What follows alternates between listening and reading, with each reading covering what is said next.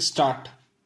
On the fateful day, accused persons armed with dangerous weapons and bombs attacked the deceased and the prosecution witnesses.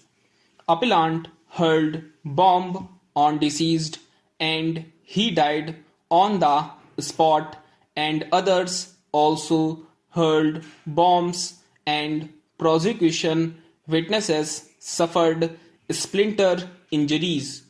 The High Court upheld the acquittal of all the accused except the appellant and convicted the appellant under Section 302.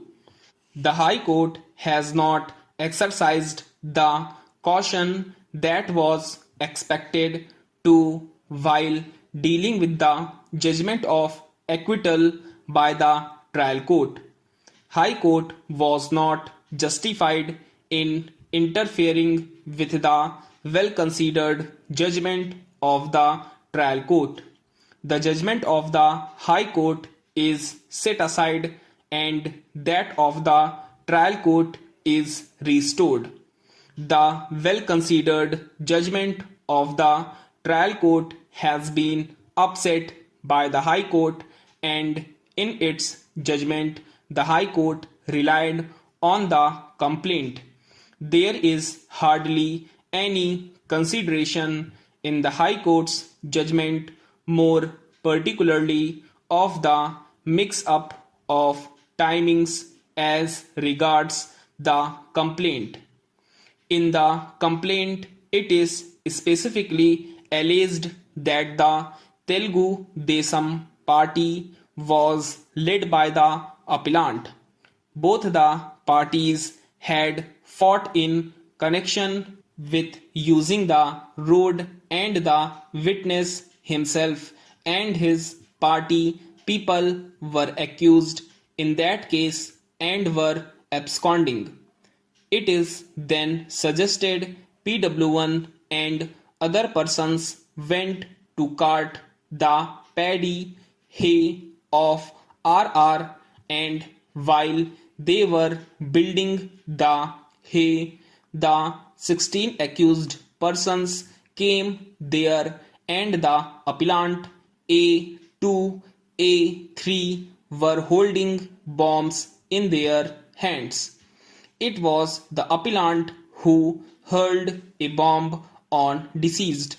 The said bomb exploded and deceased fell down and died on the spot.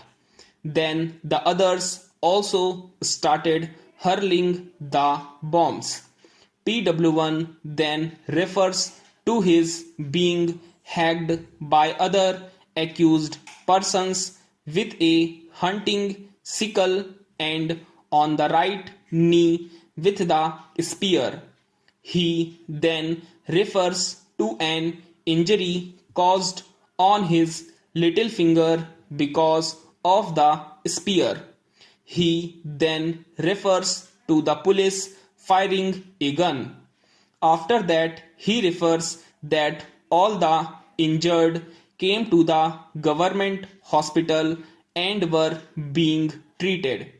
On seeing the evidence of PW1 in the light of evidence of PW14 head constable and PW15 circle inspector, the falsity of his evidence becomes clear.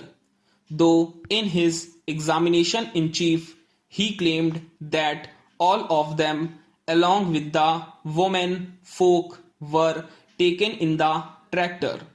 The SSE, a cooperative society engaged in the business of providing credit facilities to its members and marketing their agricultural produce, invested the surplus funds in short-term deposits with the banks and in government securities and earned interest thereon.